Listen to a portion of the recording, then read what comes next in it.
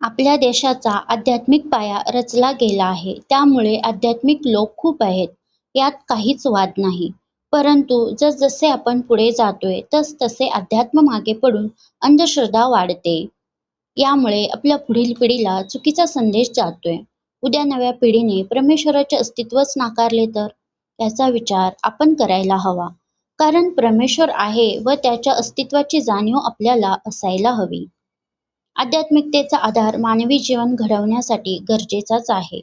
पूर्वी पाप पुण्य मानले जात होते, त्यामुळे लोक थोडे घाबरून होते. स्वर्ग नरक आहे की नाही हे महत्त्वाचे नाही, परंतु नरकात जावे लागेल याचे थोडे तरी भय लोकांना होते. आता लोकांनी स्वतःला सांगितले आहे की स्वर्ग व नरक असे काही नसते. बरं, जे आहे ते पृथ्वीवरतीच आहे. त्यामुळे लोकांना वाईट वागताना भीतीही वाटत नाही. सर्रास गुन्हे घडतात. लहानांपासून मोठ्यापर्यंत सर्व लोकांचा क्रोध व अहंकार पराकोटीचा वाढतोय. लोकांची ईर्ष्या मत्सर वाढतोय. त्रास देण्यासाठी वेगळे कारणच उरले नाही. स्वतः कोणी प्रगती करतोय तर तोही आज गुन्हा ठरतोय व त्याला थांबवण्यासाठी वाईट लोकांची ऊर्जा खर्च होते. एक जन्म एक आयुष्य असूनही लोकांच्या मनात जळाऊ वृत्ती वाढते. माझं माझंच व इतरांचेही माझंच हा विचार नव्याने पुन्हा जन्म घेतोय. लोकांना स्वतःच्या दुःखापेक्षा इतरांच्या सुखाचा त्रास होते व हेच आजचे वास्तव आहे. लोकांना देव फक्त इच्छा पूर्ण करण्यासाठी हवा आहे. देवा मी हे करतो तू हे कर. देवा मी एवढे नाम जपतो मला तू हे दे. मी हा ग्रंथ वाचतो मग मला हे दे. यावर विशेष म्हणजे आपल्या साधुसंतांनीही खूप हुशारीने या लोभी समाजाला ओळखूनच म्हणजेच आपल्या पुढील पिढी खूप मतलबी असणार हा विचार खात्रीपूर्वक करूनच त्यांनी प्रत्येक ग्रंथात मंत्रानंतर स्तोत्रानंतर फलप्राप्ती दिली आहे, जेणेकरून या लोभापोटी तरी लोक देवाकडे वळतील. देवाच्या फळ देणाऱ्या कथा रचल्या व तळागाळापर्यंत पोहोचवल्या, जेणेकरून ब्रह्मांड नायकाचे अस्तित्व लोकांना समजावे. परंतु लोकांना आपल्या फायद्यासाठीच देव हवा आहे, बाकी कोणत्याही कारणासाठी नाही. देवाला खरोखरच मानत असतील तर देवाचे नियम, पाप पुण्य, सत्य असत्य याची जाणीव प्रत्येक व्यक्तीला झाली असती, परंतु तसे आज दिसत नाही. आजकाल देवाच्या नावाने प्राण्यांचे बळी दिले जातात. पण प्रश्न हा उरतो की ज्या देवाने संपूर्ण सृष्टी निर्माण केली तोच आपल्या बाळाचा बळी कसा घेईल? मानवी सुपीक मेंदू आपल्याला जे जे हवे ते घेतो, त्या चालीरीती बनवतो, पण खरे तर माणसाला फक्त आपल्या फायद्यासाठी संपूर्ण सृष्टीचा उपयोग करून घ्यायचा आहे. संकट येणे, दुःख होणे हे आयुष्यात येणे म्हणजे फार काही नसते व ते फक्त आपल्याच आयुष्यात आले आहे असेही नसते. आपल्या शत्रूंच्या जाळ्यात आपण अडकतो व त्रास होतो, तर हे काही नवीन नसते, कारण याला आपल्या गोष्टीच नडतात. लोक ओळखण्याची चूक, कोणावर खूप विश्वास, आपल्या गोष्टी सर्वांना सांगणे, आपल्या योजना, स्वप्ने, कामे इतरांसमोर मांडणे किंवा आपल्या लोकांच्या कळपाबाहेर पडून काही करू पाहणे, नाहीतर आपला पराकोटीचा चांगुलपणा या साऱ्यांमुळेच बऱ्याचदा आपण संकटात सापडतो. पण कधी आपण कमी अनुभव असल्याने सुद्धा फसतो किंवा अनेक चुकांची आपण वेळीच दखल न घेतल्यामुळे सुद्धा आपल्याला पुढे त्रास होतो. परंतु या कोणत्याही कारणाने खचू नये, दुःखी होऊ नये, कारण या सर्वातून आपण घडत असतो. जन्मतः सर्वज्ञानी कोणीही नसतो. त्यामुळे परमेश्वरावरील विश्वास व भक्ती याच मार्गावर चालत राहावे. योग्य वेळी सर्व ठीक होते, कारण वृक्ष होण्यासाठी बी रुजण्यापासून इवलेशे रोपटे ते वृक्ष हा काळ जावाच लागतो व त्यानंतरच तो वटवृक्ष होऊन सावली देतो.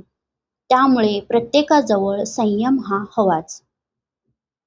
परमेश्वरावर श्रद्धा ठेवावी, परंतु श्रद्धेपोटी कोणाही व्यक्तीला परमेश्वर मानून सांगेल ते करू नये. विवेकबुद्धीचा वापर करावा. कोणत्याही व्यक्तीला पडताळून न पाहता साधू संत म्हणून मान्यता देऊ नये. सर्व समाज जातो म्हणजेच ते साधू आहेत यावर विश्वास करू नये. स्वतः अनुभव घ्यावा व नंतरच मनाला व बुद्धीला पटले तरच विश्वास करावा. तसेही परमेश्वर व भक्त यांच्यामध्ये कोणाही मध्यस्थ्याची गरज नसते. परमेश्वर कणाकणात असून तो संपूर्ण सृष्टीचाच आहे. त्यामुळे त्याच्याकडे जाण्यासाठी स्वतः प्रयत्न करावे लागतात. कोणाला गुरु मानले म्हणून सर्व काही गुरु सांगतील ते करावे असेही नसते, किंवा इतर करतात मग मलाही करायला हवे, नाहीतर गुरूंची मर्जी राहणार नाही हा विचार कधीच करू नये. मान्य नाही, जे पटत नाही त्याला नकार देता आला पाहिजे.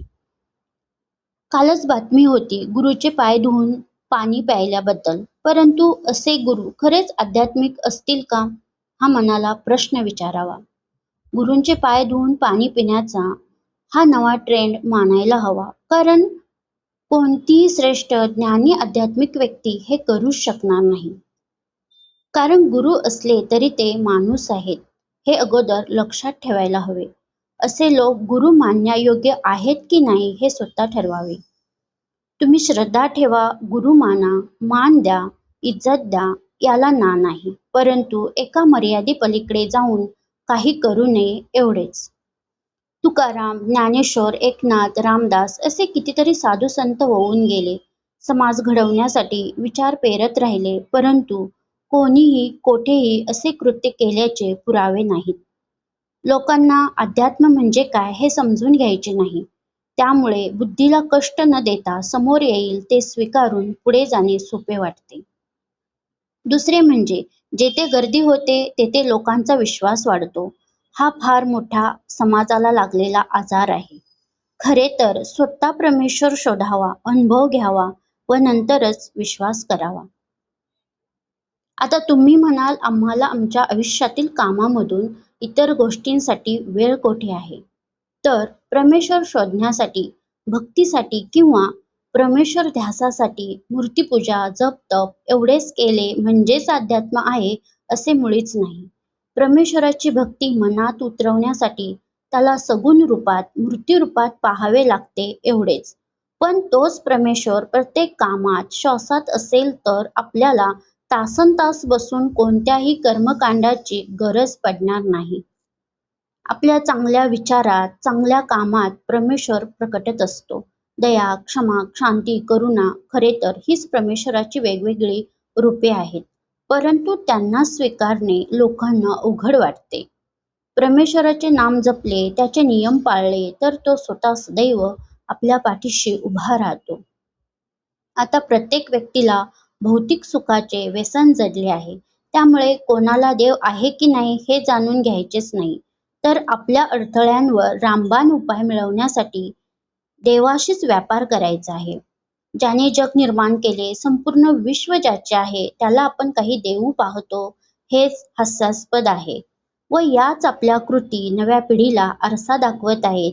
त्या पिढीने आपल्याकडून काय घ्यावे हे आपणच ठरवायला हवे. आज जगण्याची पद्धत बदलते. नव्या पिढीला व्यसने करणे किंवा चारित्र्य किंवा व्यक्तिमत्व याचे मोल उरलेच नाही. सर्वत्र हेच सुरू आहे. मग आम्ही केले तर काय वाईट? हाच प्रश्न सर्वांसमोर आहे. आता समाजात सर्वच लोक खराब आहेत असेही नाही, कारण अजूनही चांगले लोक, चांगले विचार, चांगली संस्कृती जिवंत आहे व त्यावरच नव्या वाटचालीस चेतना भेटत आहे. परंतु असे असले तरीही तेही धोक्यात आहेत, कारण बाहेर सर्वत्र वणवा पेटला आहे वाईट प्रवृत्तींचा व त्यात हे सर्वजण अडकले आहेत. नव्या पिढीच्या निर्मितीसाठी या सर्वांच्या वाढीची गरज आहे. यासाठी अध्यात्म, परमेश्वर यांचे बीज समाजात रुजायला हवे. आध्यात्मिक कथांमधून परमेश्वराच्या फक्त लीला न सांगता परमेश्वराची गरज, त्याचे नियम, अटी, विचार, व्यक्तिमत्व, कर्म याचा प्रसार करावा.